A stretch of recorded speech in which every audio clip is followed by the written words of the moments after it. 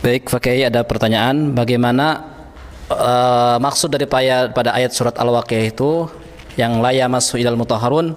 Karena saya pernah mendengar ada yang mengatakan at-tahharun di situ adalah situ orang-orang Islam dalam konteks sucinya adalah suci akidahnya. Berarti yang tidak boleh itu tahharun ya orang-orang musyrik, berarti tidak boleh. Seperti itu. Terima kasih. Assalamualaikum warahmatullahi wabarakatuh. Waalaikumsalam warahmatullahi wabarakatuh. Bagaimana menyoroti ayat la yamassuhu illal mutahharun? La yamassuhu lanya lan nafi, khabariyah bimakna nahi.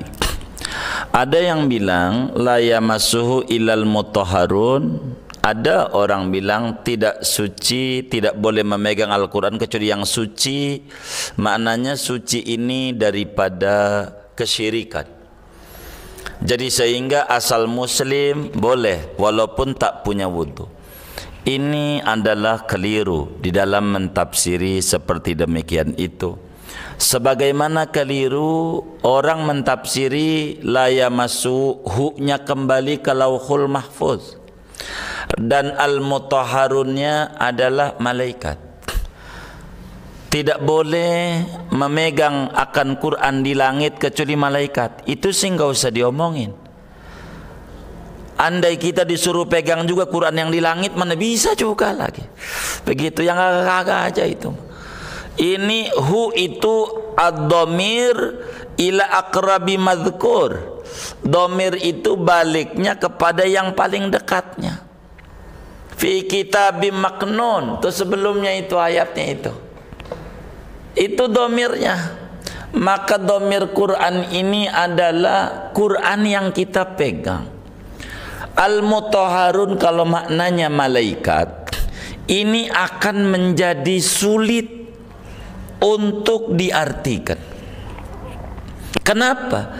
Karena akan rusak akidah kita. Berarti tak boleh memegang Al-Quran kecuali malaikat yang suci. Berarti ada malaikat yang tidak suci, ada malaikat yang suci.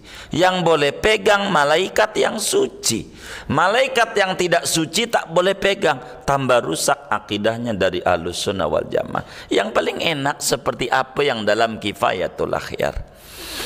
Sudah zahir. Ini adalah al-mutahharun, al di sini alil ahdi. Mutahharun mimma, mutahharun minal hadas.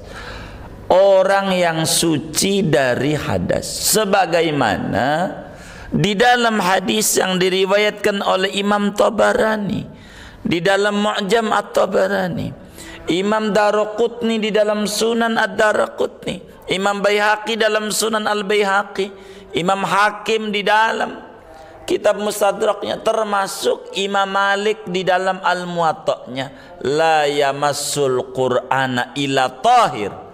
Ini Nabi kirim surat, dan di dalam surat itu isinya tak boleh pegang Al-Quran kecuali yang suci. Tahir ini bukan tahirun minal akidah. Wong Nabi kirim surat kepada kaum muslimin yang ada di Yaman kala itu. Maka surat Nabi itu dikasih kepada muslim yang ditujukannya muslim. Maka tidak bakalan ngomong tahir di situ tahir minal kufur. Enggak. Dia bakal kesulitan. Maka Al-Quran itu sebagaimana Imam Ibnu Katsir di awal-awal tafsirnya, wal kitabu asaddu ihtiyajan lis sunnah. Quran itu amat sangat butuh kepada hadis. Oleh karena itu kita tidak bisa mengartikan Al-Quran mutahharun adalah yang suci akidahnya. Bagaimana dengan hadis Nabi? Jangan sepotong-potong. Illa tahir. Tahir ini tidak bisa. Maknanya minal hadas.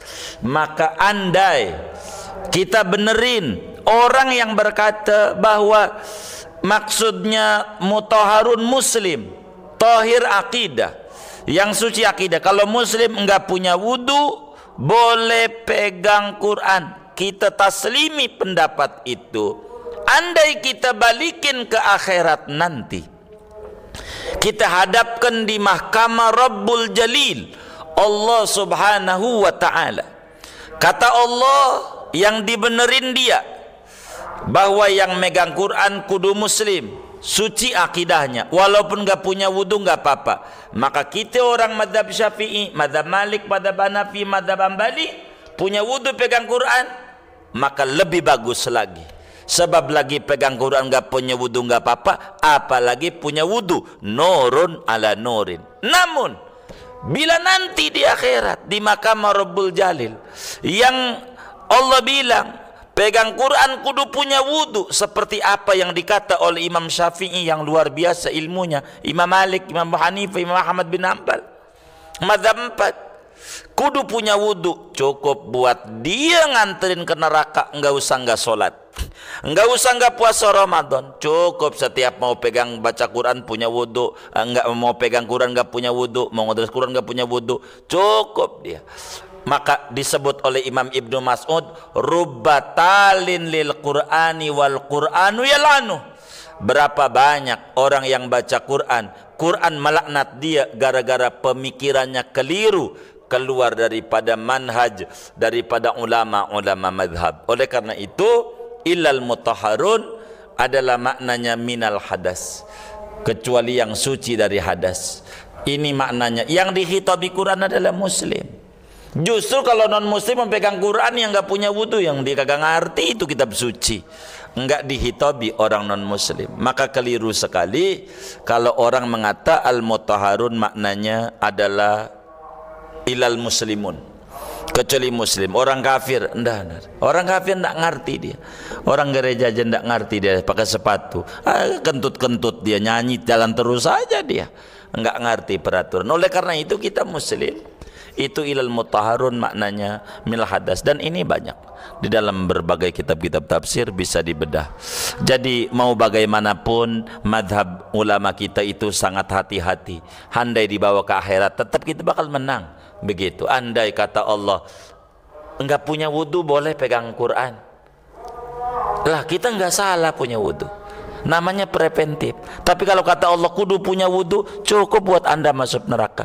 Ini jangan dibantai Imam Syafi'i yang luar biasa ini, ulama madhab ini. Amat sangat rugi kita kalau kita tidak ikut mereka.